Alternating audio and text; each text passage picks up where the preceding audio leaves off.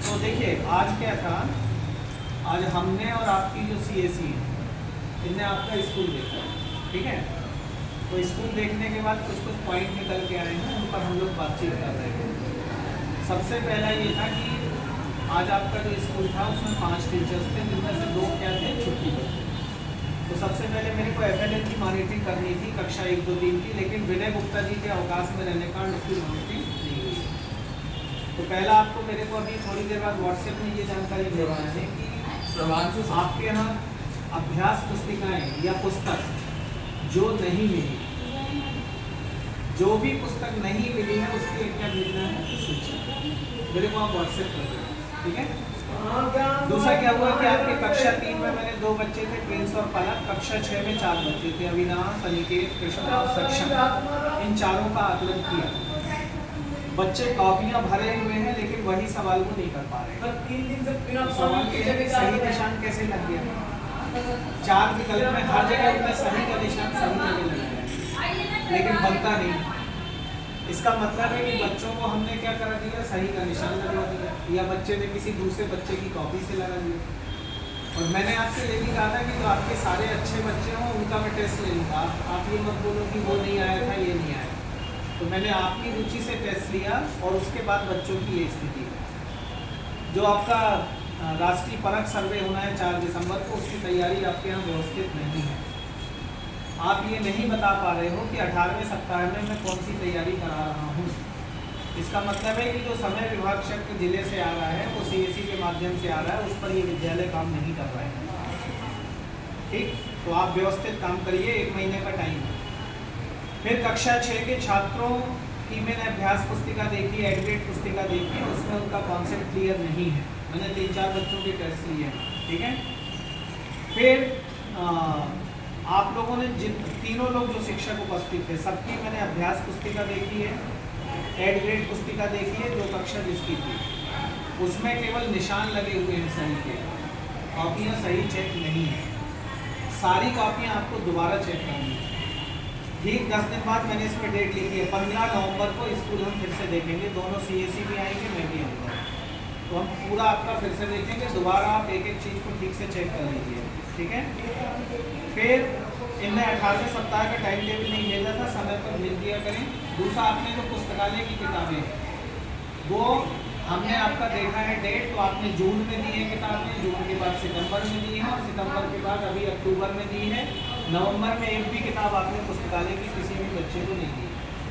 तो आपने अगर टाइम टेबल में लिखा है तो हर हफ्ते डेट आनी चाहिए। जब आप ये पुस्तकालय लिख रहे हो यहाँ, तो पुस्तकालय लिख रहे हो तो उस डेट को क्यों नहीं मिल रही है पुस्तकालय? पुस्तकालय एक दिन कैसे होगा?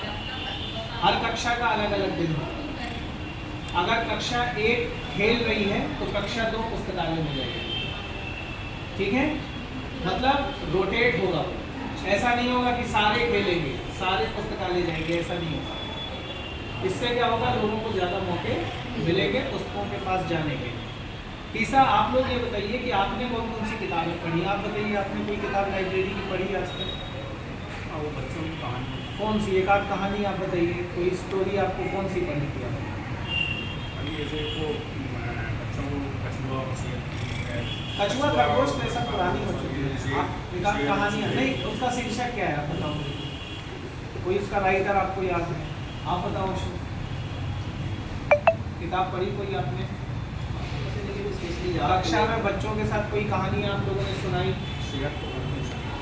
तो कहाँ शेयर की, कौन सी किताब शेयर की, वही तो मैं पूछ रहा हूँ। और अगर आपने किया तो प्रैक्टिस को शेयर क्यों नहीं किया?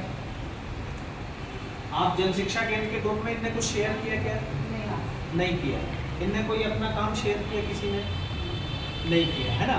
तो अगर आप काम कर रहे हो तो काम को शेयर भी करो, उससे पता चलता है कि आप क्या काम कर रहे हो।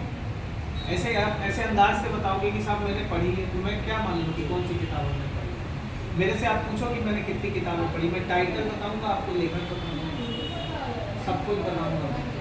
और हर दिन मैं शेयर भी करता हूँ, डिस्ट्रिक्ट के ग्रुप में हर जगह शेयर करता हूँ। दीपिका, आपने कोई किताब पढ़ी? नहीं। काफ़ी दिन का मतलब ये होता है कि आपने इस साल नहीं पढ़ी है, ठीक है।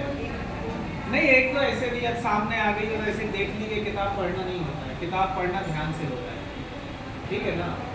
तो पुस्तकालय की किताब आप जारी करो उनको हर दिन आधे घंटे का समय, उनको आधे घंटे। अगर आपके यहाँ लाइब्रेरी नहीं है, किताब आप बच्चों को बांटते हो, तो वो तो हर कक्षा में बांटी जा सकती है फिर तो। लाइब्रेरी में एक साथ नहीं घुस सकते उतने बच्चे, लेकिन आप अगर पुस्तक हाथ में देते हो तो फिर सबको।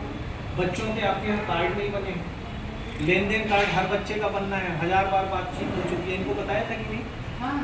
बताया है? नहीं जानकारी है तो आपने नहीं तो क्यों नहीं किया भाई? आपको हर साल अलग से निर्देश तो बने।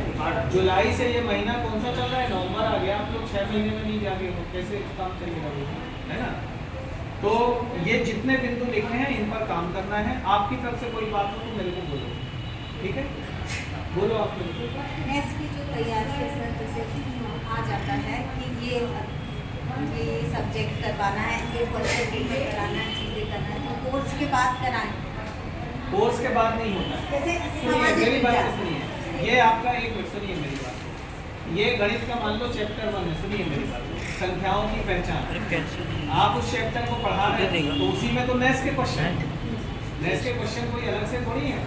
नेस ये जैसे मान लो, ये ठीक है, ये मान लो प्रवासी भारतीय दिवस कब मनाया जाता है, ये आप देखोगे सोशल साइंस तो किसी न किसी टॉपिक का ये हिस्सा है। तो आप जब उस टॉपिक को करा रहे हैं तो उसके 5 प्रश्नों की तैयारी करवा दीजिए। नेस की अलग से थोड़ी है। नेस का ये तो किताब एक बना दी है प्रश्नों की, लेकिन ये प्रश्न कहाँ से आए हैं? बुक से आए हैं। तो जब भी आप किसी बुक को पढ़ाते हो तो उसमें 10 क्वेश्चन है, 15 क्वेश्चन बनते ही हैं वो तो। आप उसी से क्वेश्चन बनवाओ, आप उस क्वेश्चन को करवा दो, वो क्वेश्चन इसमें मिलेंगे आपको। ऐसा थोड़ी, ये तो एक आइडिया है ना, ये गाइडलाइन है, ये सब कुछ